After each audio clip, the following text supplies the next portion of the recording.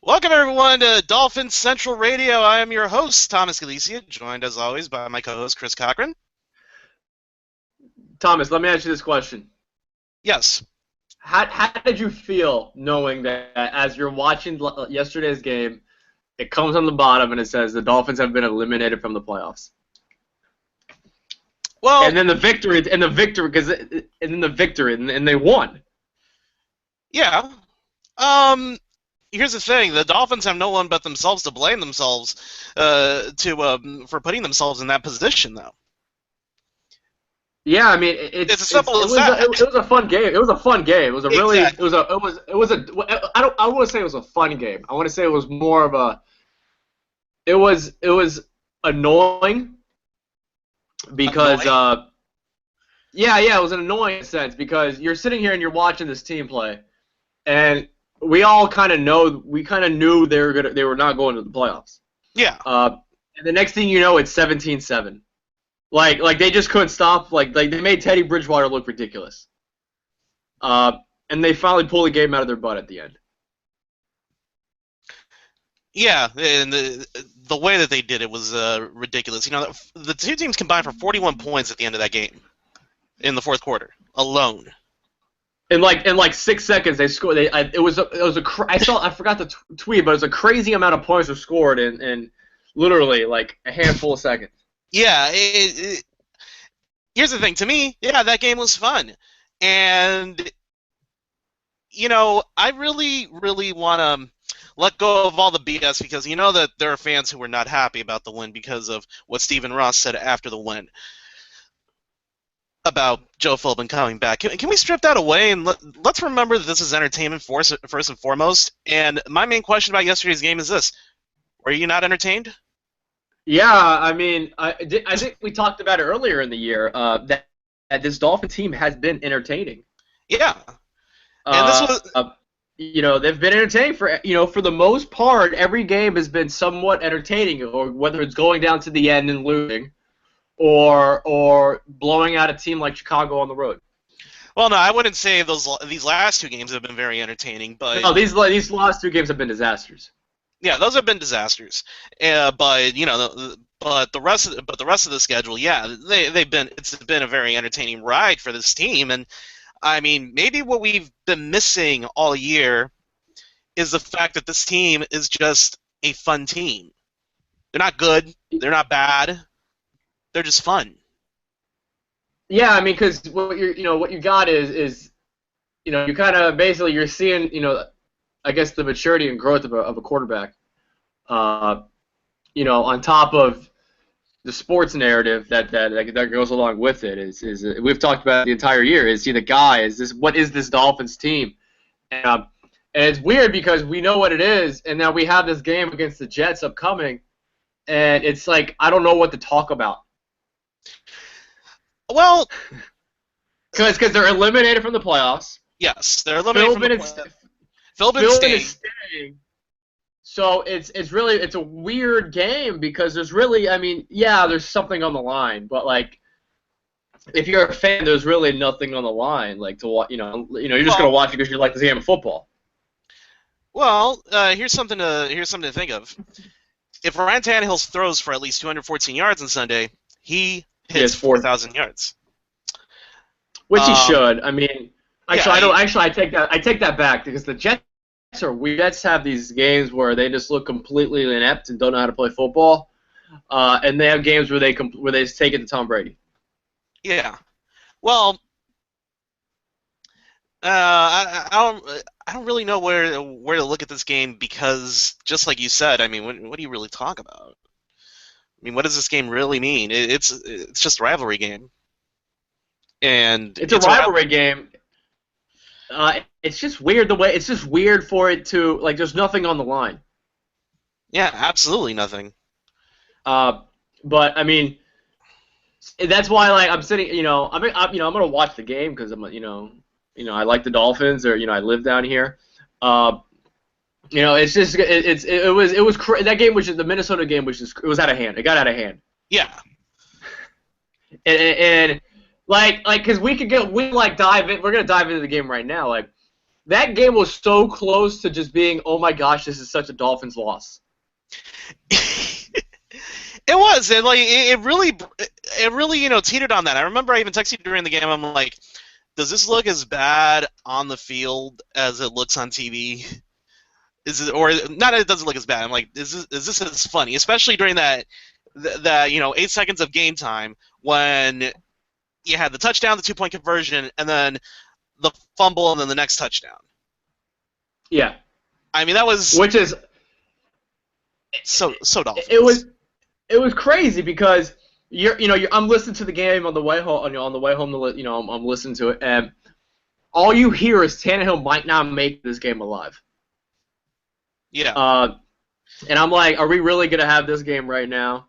And then they get together, and Jarvis Landry fumbles it, which is like it's really the whole love of Jarvis Landry. It's odd. It's for as good as he can catch the ball and has sure hand that he can catch the ball. He makes so many dumb plays on special teams. I don't know why. Let's get to that. It's mind-boggling. It's mind-boggling how it completely gets ignored. But outside of okay, so the Tannehill gets the sack at the end, where we could agree that he held on to the ball way too long. Yes. That's where it became this is such a Dolphins loss. You're down by 7. That would have been 4th down, by the way. No, that would have been third down because right after that it became a pass interference to Mike Wallace, and that's a call that I'm not gonna it got so missed out of take when I'm tweeting it yesterday because those plays happen all the time and you're just gonna take it because it's the NFL. That game was so close to being this is ridiculous. We cannot stand Ryan Tannehill because he holds on to the ball too long, and it cost us another game. It's not even glossed over. We're not even talking about it, and it was just an odd victory to happen.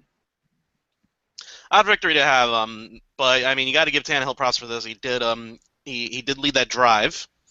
I mean, the sack was so stupid, and he that's something he's going to have to work on this offseason. Even though I'm not even 100% sure if that's something that you can really work on. But if it is, then he's going to have to work on it. We saw him air it out and actually have some success. Like 396 or something like that, nearly 400 yards. Yeah, well, it's not just that. It's that these weren't a cheap 396 yards either. These balls actually traveled in the air and found open receivers. Yeah, the Charles Clay play, Charles Clay was wide open. I mean, it was good to see it. It's a few weeks ago, he doesn't find it because a few weeks ago, what's happening is he's looking for Mike Wallace on that, and he's passing it to him, and Wallace was outstanding, by the way. Yeah, it's just interesting when you hear it, when you watch him play. And watching him play, it kind of makes me question if the Dolphins do bring in more weapons, will those weapons be utilized to their full capacity? And what I mean by that is he likes to spread the ball on, which is not a problem with. But say you bring in a legit number one physical receiver, a legit number one receiver, or who you deem to be the number one receiver.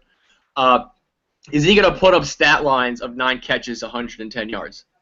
Or is it going to be, one game, Mike Wallace has 3 catches, and the next game he has 7 or 8? You know what I'm trying to say? Yeah, well, to me, the whole bringing in the number one receiver route, it's not so much about what he can do in terms of, actually statistically, it's how he opens things up. Which, is also the Mike Wallace argument, which is what a lot of people don't give credit for Wallace to, and that is the fact that even though that deep ball connection doesn't seem to work, he's still, that small thread of it still is enough that it opens it up, that it opens things up underneath.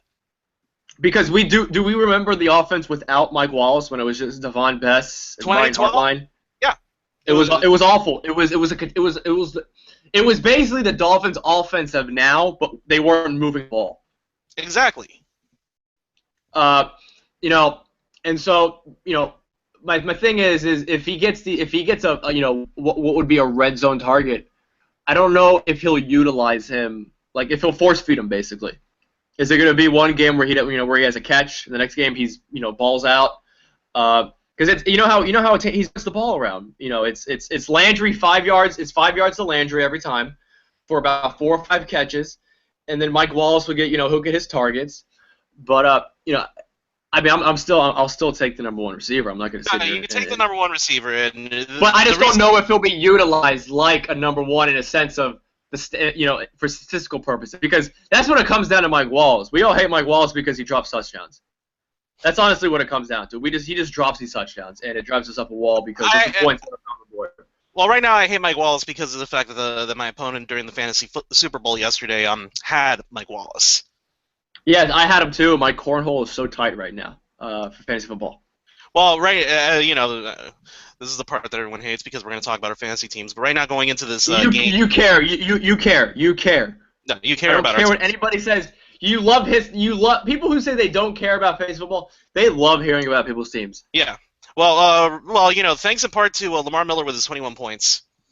I am. He had 19 carries. He had 19 carries, by the way, right? Yes, yeah, 19 carries. Thanks to him. Thanks to Randall on the Giants, who had 19.2 points. Yeah, Ruben Randall, 19.2 points. Fred Jackson, 10.3. Dan Carpenter, 8 points of his own. And Shady McCoy, 17.6 points. Right now, I'm leading 91-76, and I still have Gio Bernard. The only problem is that my opponent has the Bengals defense and Julian Thomas. See, I have no one to play. I'm up by 60.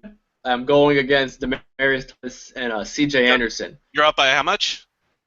61. It's very easy for Demaryius Thomas to get like 34, 35. Exactly. That's why my cornhole is tight. Hopefully Manning and hopefully Manning avoids both Julius Thomas and Demaryius Thomas. Pretty much. I just want to run the ball. Just Cincinnati run the ball. No, I want Cincinnati to run the ball too because I have Bernard. So. Yeah, but getting back to the Dolphins, yesterday was a weird game because we were so ready for the letdown. Like we're basically, I was fully prepared for Miami to give up a drive, but they got the punt. They got the punt at the end where it became a safety.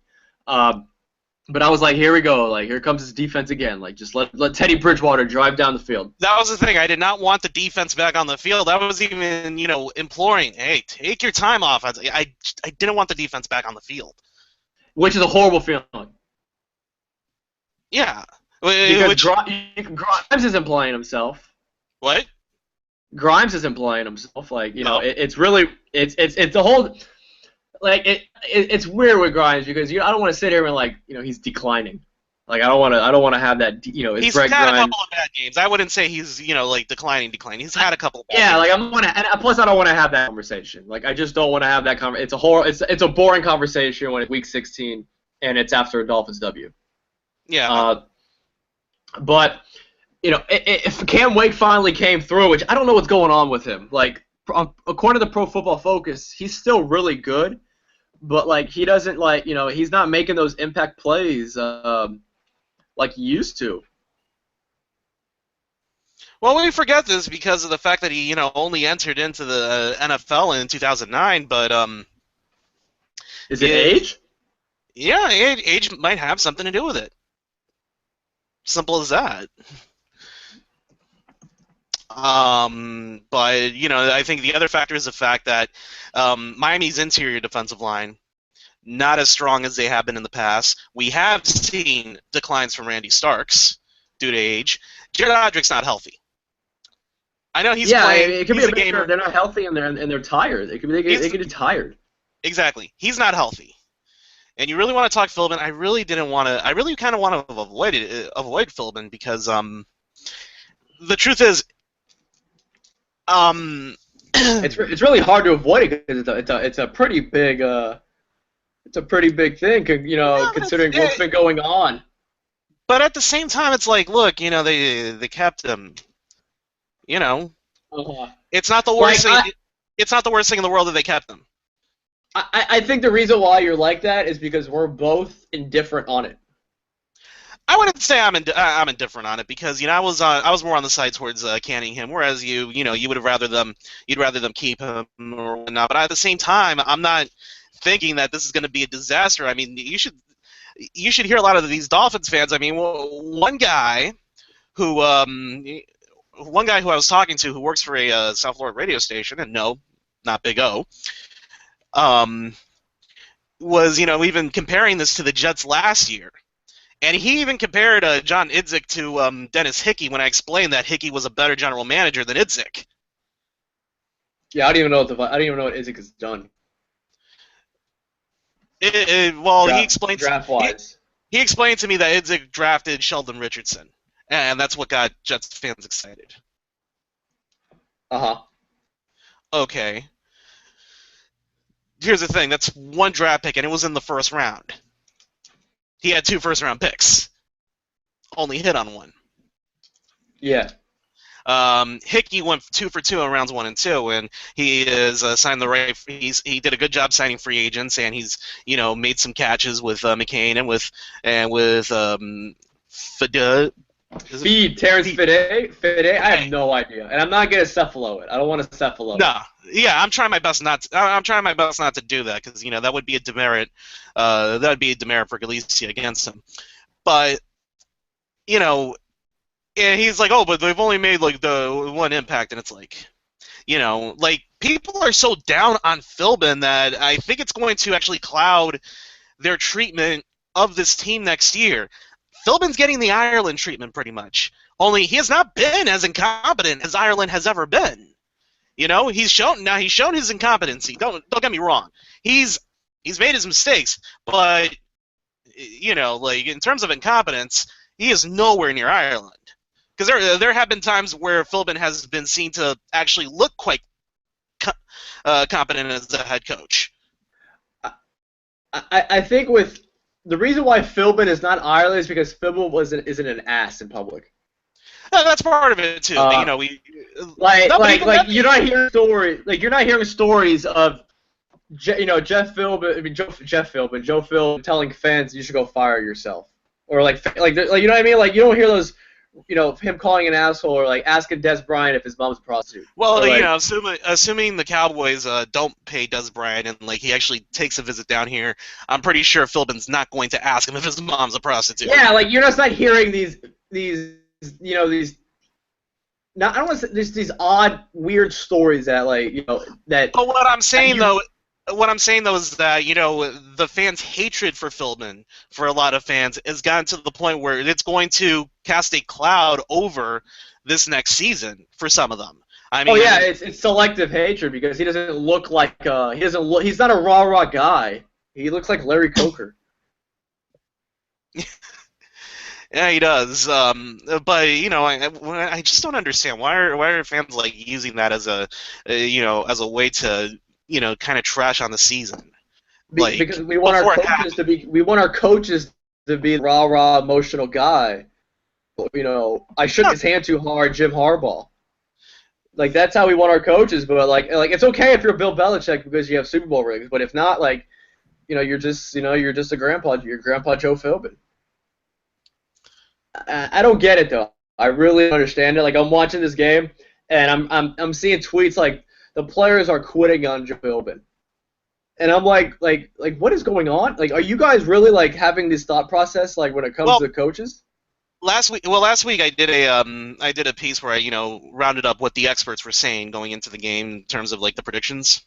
Uh-huh. And one guy, I believe it's Mike Tanier of Bleacher Report, said something along the lines of, "Well, I could see that the Dolphins were quitting and blah and this and that." And he brought up a good point, the one that I am actually more likely to believe, even though he lumped it into the quitting. Yeah, he said the Dolphins were quitting. Oh, they're quitting on their head coach and whatnot because they don't seem to have much faith in themselves. The team didn't really have that much confidence going into the game, and I think that's what they were playing with, like just not having that confidence. It's confidence that you saw that they had at the beginning of the year, but these last 2 games were such beatdowns. I don't really think they had that confidence. It took a while for them to build it up. It took And once they did, it started building up again. But they really, I think that's part of it. The team really did not have that much faith in themselves. I don't think they had that much faith in themselves in the second half against Baltimore. And think about it, Baltimore has owned them for God knows how long.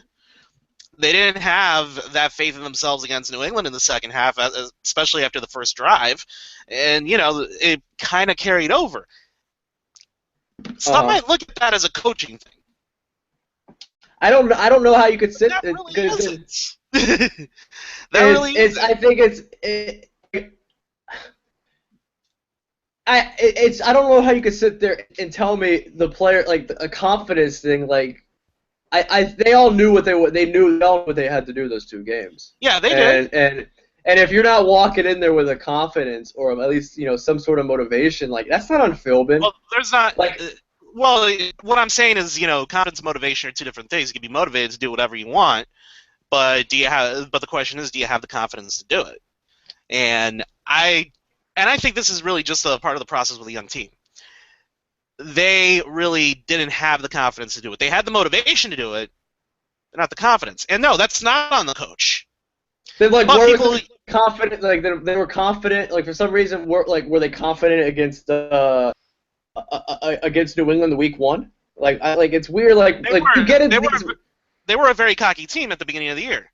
Yeah, like when you get in these talks though, it gets weird. It becomes like, well, what happened here then? Then what happened over there then? Like you start to basically start poking holes with these. Are these players confident? What I'm saying is it means just as much as the whole did they quit thing. I don't know I don't think they quit. I am willing to accept that, their confidence got shaken and their faith in themselves got shaken, but I don't think they quit. And, as for the whole confidence thing, that's not Philbin's fault. Yeah. I was more on the side of canning Philbin, but again, it's not the end of the world that he's staying, and who knows? In the long run, it might actually be a good thing, because I think Harbaugh was going to say no this year anyways, and I didn't want Harbaugh for nothing, because I knew what that entailed. Yeah. And Malzahn's going to stay in school another year. I think that was a leverage ploy. I think he's just using the NFL to get more cash. Malzahn? Yeah, using it just one of those where I might go to the NFL. Oh, here's more money because if he's gonna go to Michigan, basically if Harbaugh goes to Michigan, and you're a commodity like Malzahn. Harbaugh goes to Michigan, which means Nick Saban automatically gets more money. On top of Urban Meyer, and UF just got their new coach. Like, I don't know the figures off the top of my head, but I think it's when you're a commodity and you could potentially go to the NFL. You're gonna try to milk that for what it's worth, whether it's more cash with Auburn or hell, just go to the NFL. Yeah, well, he's only been at Auburn for 2 years. I see him at least doing 3 or 4. Yeah, I don't think he was gonna go though. That's really this year's crop of head coaches, outside of the top guy, which is Harbaugh. And Quinn, right? The guy from Seattle. Yeah, Harbaugh and Quinn.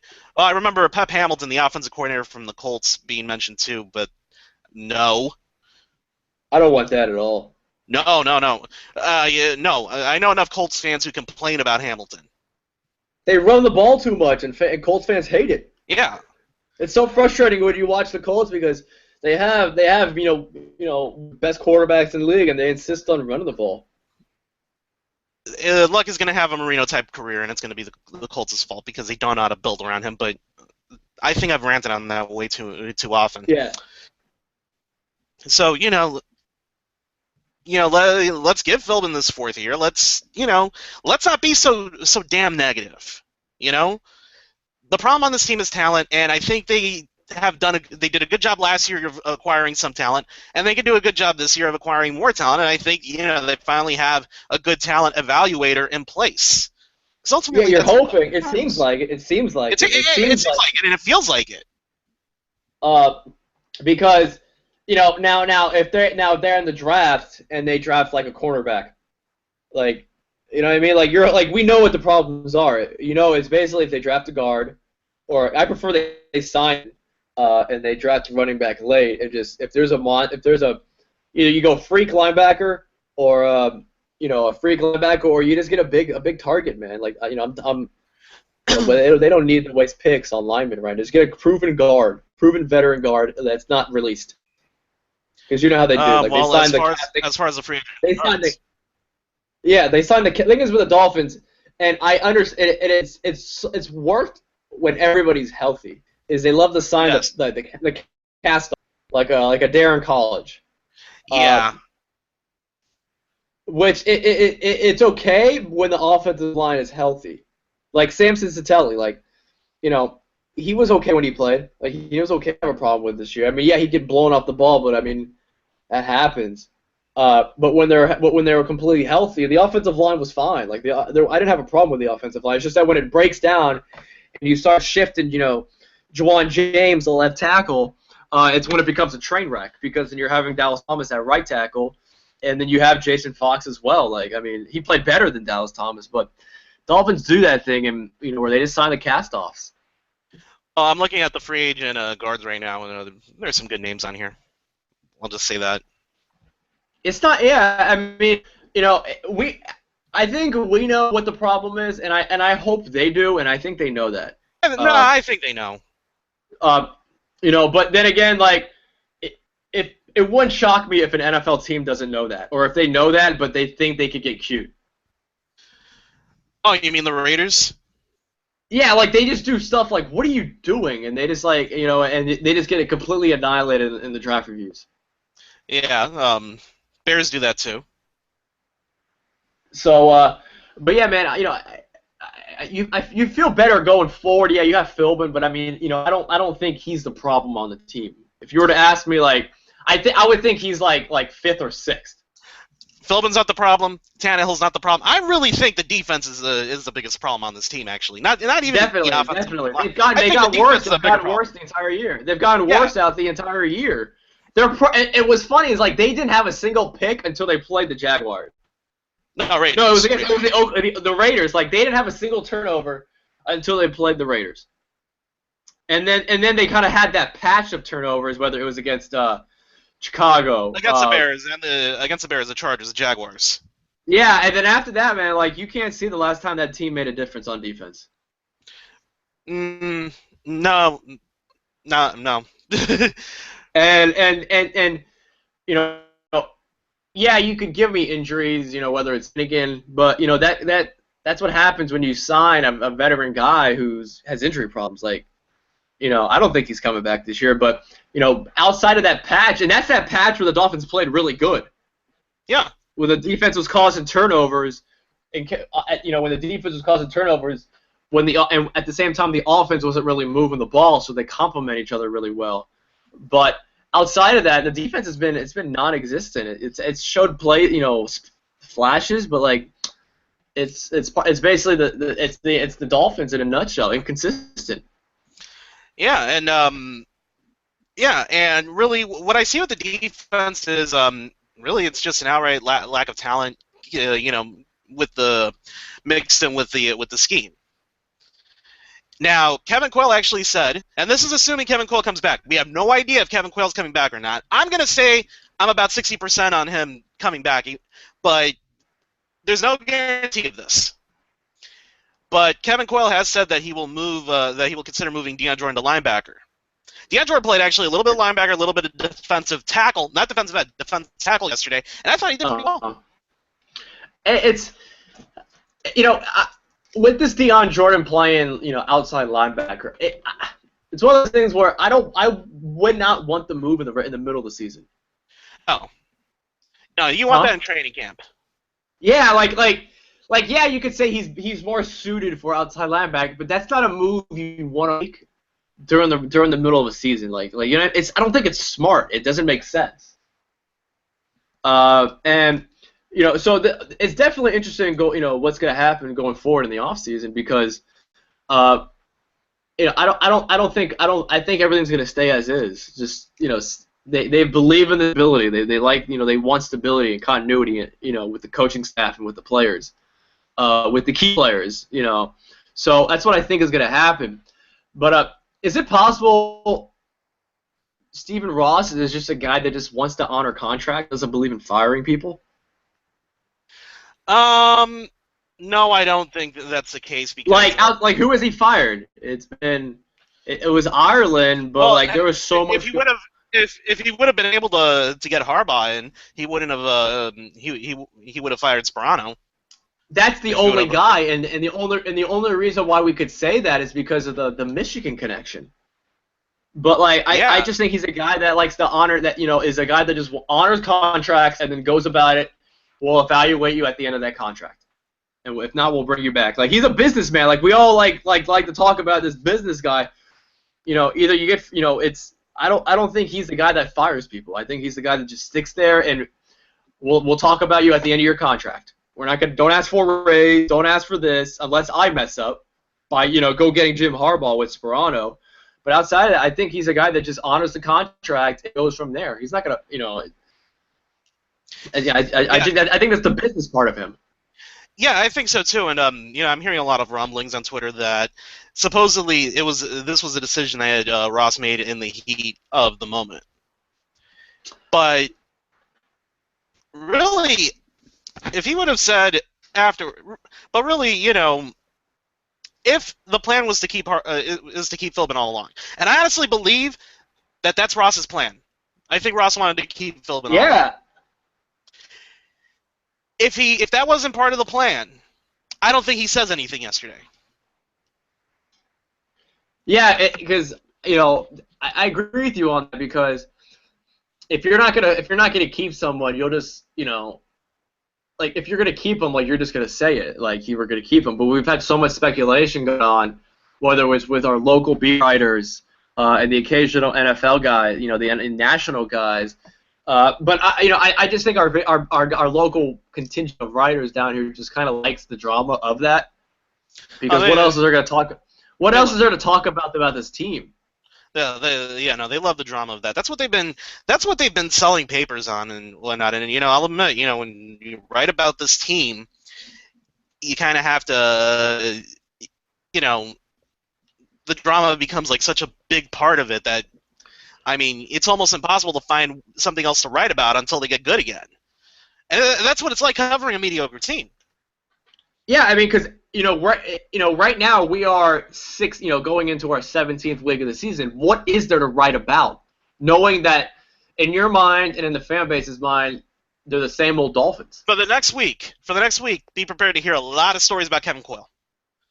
That's going to be the guy. Like, that's going to be the angle. That's going to be the fall guy. In terms of the media, like I said, I really honestly think Coyle's going to stay. Yeah, it's... Because, Philbin himself, he doesn't, I know for sure he doesn't like firing people. I mean, it was tough for him to fire Sherman. That came from upstairs. Mm-hmm. Whereas I don't think the opinion to fire Coyle's going to be as strong, because Coyle has shown a lot of promise. And really, I do think part of this has to do with the fact that he runs a 4-3, and this team has always played, traditionally, the Dolphins play 3-4. Oh, okay, I was like, wait a minute, what? Okay, now I know what you're saying. Yeah, traditionally, I mean, going back, Shula played a 3-4. Johnson and Wanstead, 3-4. Saban, 3-4. 3-4, yeah, when Saban came here. The only 4-3 guys have been Pasqualoni and remember he was the original defense coordinator under Sperano, and Coyle right now, and Ireland himself a 3-4, more of a 3-4 guy. So the talent that he acquired was more in line with a 3-4. This is the first year. Last year was the first year where I really saw them go after 4-3 guys, because Earl Mitchell is a great 4-3 defensive tackle who was used as a nose tackle in a 3-4 with Houston. Mm-hmm. So it's funny with Ireland though. With Ireland, it was pretty funny because I like his playing style. He wants big guys. Like we're gonna run the ball, and there's at times when the Dolphins needed that. Yeah. And next year for sure, the offense is gonna have to get more physical. They need a physical running back. You hope so, like you hope so, and that they got the guy they brought in this year was Marino, and he's not that guy at all. No, he was better than Lamar Miller in terms of being able to run between the tackles, but they really need a between the tackles runner to complement Miller, or for Miller to complement himself. So they definitely need that. I do think in terms of linebackers, they have to revamp that unit. But they don't really have to revamp it all that much. They just need to move Komisi back to weak side, keep Jelani Jenkins at strong side, and then draft a middle linebacker. Unless they do move to a 3-4, then you have keep Misi in the middle with Jenkins. No, Misi always played outside. No, but now you're gonna have Jordan on the outside. You're hoping Jordan, and maybe even Vernon on the outside. Who knows? Like with the Dolphins defense, they had some interesting packages. Yeah. They did get creative. It wasn't boring traditional 4-3. It was, we're gonna have Vernon, Cameron Wake, Deion Jordan in all at once, and we're just gonna have him rush. And good luck trying to get a pass off. And there were other times where you're just like, Cam Wake gets caught in coverage, or they're playing zone when they don't need to play zone, and they throw the ball, the offense throws the ball to a receiver right wide zone, and Brett Grimes is being dragged. That's happened far too often. They do need corners.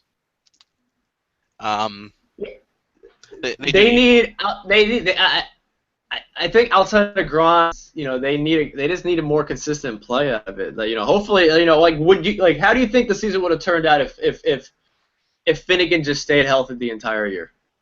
It would have been a little bit different. Also, but I also wonder the same thing about Jamar Taylor, because remember, he got hurt after playing a pretty decent game against I believe Denver. Denver, yeah. He played a very good game against Denver, and then he got hurt. I'm honestly just tired of Jimmy Wilson. Oh no, I consider him gone. I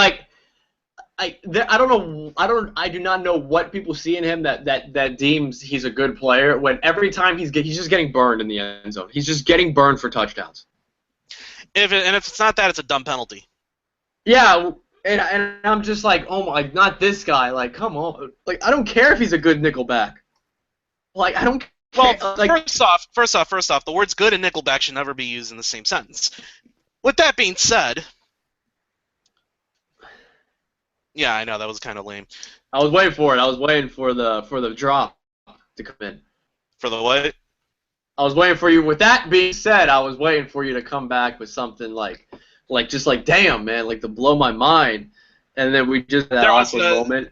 Well, there was no intention with that. I kind of wanted to make that very disappointing. See if you would catch up on the fact that I was doing what everyone on the internet has done, and I was very unoriginal and bash Nickelback. Well, clearly my favorite is clearly as well, and I just now got your Nickelback reference. Yeah, but anyways, back to Jimmy Wilson. Yeah, I'm just tired of it, man. He's just a guy. And he'll find employment on another NFL team, but I don't want to see him on the Dolphins. He's not a ball. He's one of those guys that'll just get signed by another team and whatever. Yeah. Like he'll play for like 10 years. And you won't know why, but he'll just keep getting play. He'll keep getting checks. Like, did you know that Matt Hasselbeck is still playing? He's a backup on the Colts, right? Yeah, I knew he was of this. Like, what I mean by that is I knew he played for them, but then next thing you know, like, I remember I saw him in the booth one time for a game, and I was like, okay. And then I saw his Twitter picture, of him in a Colts jersey, and I'm like, wait a minute, like, is this real? And next thing you know, he plays yesterday. And he's that guy that's just collecting checks. He might not be able to football 30 yards downfield, but he's like, remember Charlie Batch when he played, he was just collecting checks and he actually had to play. Playing. He's not. If he is, he better not be, because man, when he was Pittsburgh's backup, and at one point he was good, but then remember the years when they had Tommy Maddox? Oh no, okay, Charlie Batch isn't playing anymore. No, he's not. Because right now they have it's Gradkowski, correct? And then Landry Jones. I was about to say, I'm like, I could swear he's still, because it still feels like he's with the Steelers. I just had to Yeah, look it like up. if I told you he was not like he was just like their fourth quarterback that just doesn't dress out, like, or like if Big I Ben believe got hurt, they're yeah, like if I were to joke, yeah, Big Ben got hurt, man, Charlie Batch is already on the phone, like you'd like this does not shock me. Well, speaking of that, actually, someone who had the chance to grab a check but decided not to. Did you hear about Rex Grossman getting called by the Browns? Quarterbacks was, man, if I could be man, give me a backup quarterback. Oh, I be collecting like $2-3 million a year just to, and you'd probably get a lot of phone calls every year too. You know. Oh, definitely. Like remember, like like your career, like say Unless you you're like Tim you don't Tebow. Unless you're Tim Tebow. like like for it's just now dying down too. Like I'm surprised Tebow died down that fast as a backup quarterback. But remember, like a couple years ago, it was like oh they might call Jamarcus Russell. Yeah. No. And now it's just guys like it's the Gradkowski's like Matt Moore's gonna get a job somewhere. Oh, for sure. Sanchez definitely. Where you just you just come out there. Brandon Whedon's gonna be another guy who's just gonna keep collecting checks for the next 8 years. And at some point next summer, even though he did TV this year after the Dolphins cut him, someone's gonna call Brady Quinn. Oh yeah. Oh definitely. It's crazy how many times sports update though Denver had a pick six with Aqib Talib, and now Jeremy Hill just ran for a touchdown as well. It's 85-yard touchdown. Jeremy Hill. Yeah. So but anyways, yeah, like man, if you're a backup quarterback, and even if you just suck, you're still gonna get calls, whether it's just because you're a body. Look, can you throw it to them? Look, we have a receiver battle. Can you throw it to them in practice? Just throw up some jump balls, Yeah, throw out some picks. Throw some picks over to the secondary. Make them, see if they can find see if they can make a play. Did you hear about that story with Brady Quinn down here and how he basically said the team told him to throw picks? Yeah, why did they even have to tell him? It's funny they had to tell him, but then it was like a conversation on why would they make it like they did not make Brady Quinn do that. He's just bad on his own. Yeah. And it was like he said, yeah, they made me throw picks. So is that going to be Geno Smith's future? He's going to be no. Actually, I don't know how to last. Like if it's weird, like Kyle Orton is still getting a job. Well, yeah, no, he'll continue as well. But you don't know about Geno Smith. Like I think he'll be like 3 years out. Oh.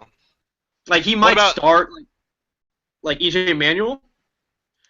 Actually, I was going to ask about Vic if you think he has a. If you think he's gonna keep getting those checks. I don't know because he's so old. Like he's his most prized asset. His legs aren't there anymore. Yeah. So like that's what made him gifted. That's why we loved him. Like when he played, it was. Remember his debut was against the Dolphins. Yes, I was there. The Falcons won, right? 21-14 or something like that. I'll have to look that. From what I remember, I think it was. It was a very close game. It was a close game, and I think it was like the type of game that because the Dolphins lost it, they lost a chance. They still made the playoffs that year, but they lost a chance to win the division because. Yeah, it was one of those odd games where I think it rained as well. It was like those 1:00 games on Fox. Yeah. Okay. Let's see. But yeah, like with Vic, man, like his most prized thing was his legs. Outside of that, like that had no accuracy. He just flung the ball all around the field. Oh no, they won that game. They won that game. Oh, they won the Falcons or the Dolphins? The Dolphins. They won 21-14. Okay, so I had the score right, but and the Dolphins did not score a single point. The Dolphins did not score a single point in the second half. Yeah, and that was the Michael Vick game. That was Yes. And then and he was probably one of the most exciting players to watch for a while. 5 rushes, 63 yards, 11 for 20, 214 yards, a touchdown, and 2 picks. But he had a 52-yard pass, one for a touchdown. He's one of those guys where if he got 200 yards passing, you weren't mad. And he didn't start that game. No, it was Chandler. Yeah, and it was. And it was your typical Chris Chandler game. 7 for 11, 51 yards, interception, got knocked out by an injury. It's the reason they call him Chris Chandelier. Yeah, he was one of those guys. Vic's one of those guys where like he put together 4 or 5 games of like, my God, he's unstoppable. And next thing you know, he gets hurt. You know, whether it's like a bruised bone, a sprained ankle, and he can't run, or he can't, or his shoulder's messed up, and he'll come back and keep playing. After that, a couple weeks later. All right. Well, so we got 10 minutes left, so let's try to give a little preview of this Jets game. What do you think the motivation will be for both teams? I'm not going to sit here. I think for the Dolphins, it's just basically they don't want to finish 8-8. Yeah. It's that simple. They don't want to finish 8-8. They were talking about it last week. And you have to admit, like, even though they're not going to be in the playoffs, there's still the fan part of me that I'm thinking, you know what? Just looking at the record and looking at a 9-7, that should feel good. Yeah, I mean it's a hollow win, but I mean as a fan, definitely you want them to win. Like you don't want them to lose. It should feel good for them too. And then and I don't know how you feel about momentum, but if they were to end the season with a 2-game winning streak and finishing 9-7, and then go into the offseason on that high, and knowing that Philbin's coming back as well, I think that's a good thing. Yeah, I think as a player, the players they want to finish over 500. And obviously Philbin does. As for the Jets, I think they want to win too, man. Like there's guys that have pride. It's not like I just don't think players just quit on their coaches. Like, and especially if it's a guy like Rex Ryan, where people say they love playing for Rex Ryan. Like, it's gonna be a close game though. It's gonna be a close game. For all we know, it could be Rex's final game with the Jets. If there's anyone, we thought that was last year. Yeah, we thought it was last year, but no, I really think it will be this year. Like last year, that game was to save his job. This year, it is his final game, and they would love to send him out on a high note. Yeah, because everyone who has played for him loves him, and it's easy for me to see. He's not an ass. He's not an ass, mainly. He's likable. Yeah, very likable, which is why he's going to have a very successful career on television, which is why, here's a hot take. Sunday's game, this is going to be the last football game you'll ever see Rex Ryan coach. Really? You think you think he's not going to find another job, or he doesn't want to find another job? He'll do it. He'll do a year of TV, realize, why put myself through that crap? And then, bam, I'm just going to go ahead and just live, live the TV life? It will be him, Gruden, and Tirico every week. Would he be the most, I want to say, coach that, I guess, the least successful head coach in TV? Probably, but you wouldn't. Because you know they're going to utilize him like a star. He's not going to get the Dan Hawkins treatment. No. I said if there's a role for him, it's putting him with Tirico and Gruden. Yeah, so I would like to see him on TV. I like him. I like Rex Ryan.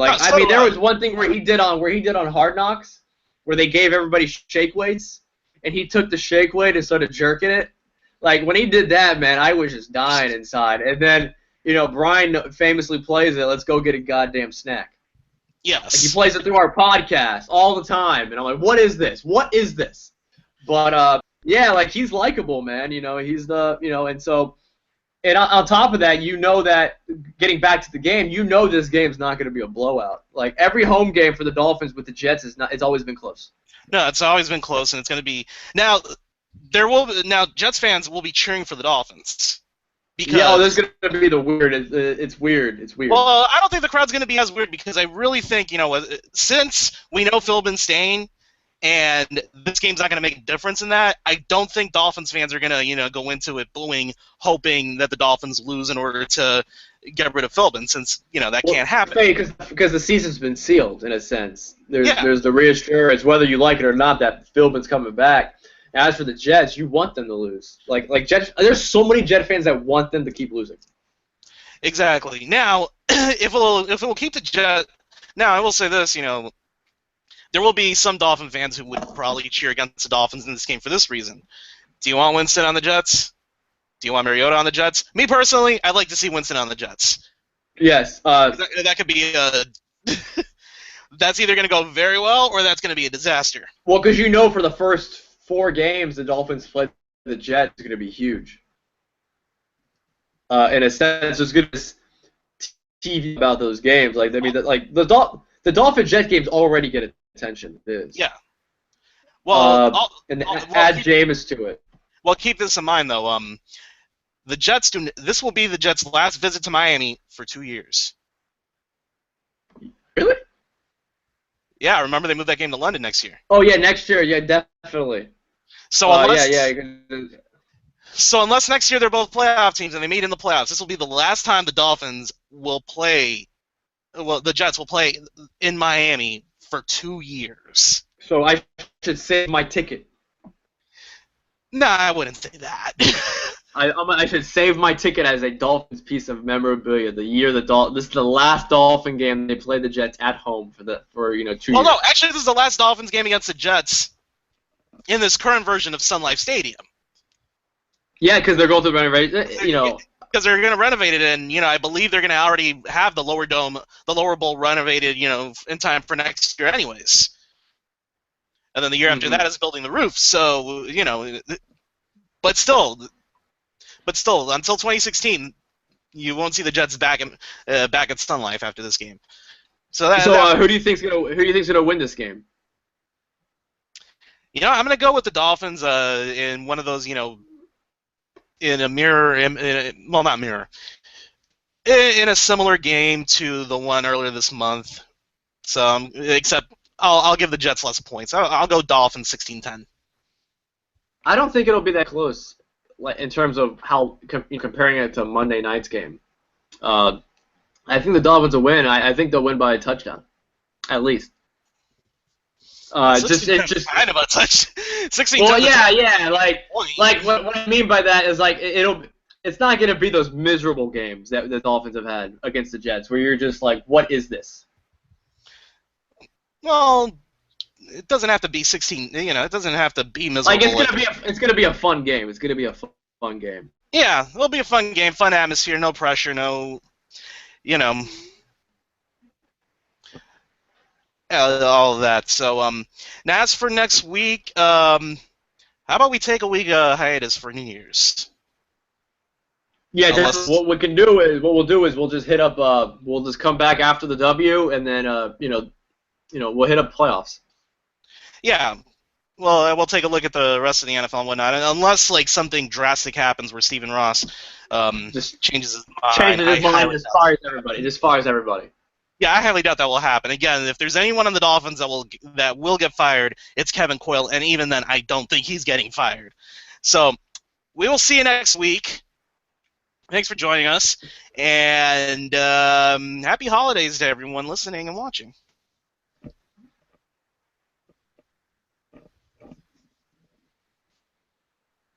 Chris, you have anything to say? No. I thought you sealed it out, Tom. This better be in the podcast, by the way. No, believe me, we like awkward long pauses. It's going to be in the podcast. Yeah. Have a good holidays. Yeah. Basically it. Okay. Happy holidays, everyone. Happy holidays to everyone. Of course, follow us on Twitter at Dolphins Central. Follow me on Twitter at Thomas Galicia. Chris, where can we follow you on Twitter? Cochran1043. All right. Have a good one, everyone.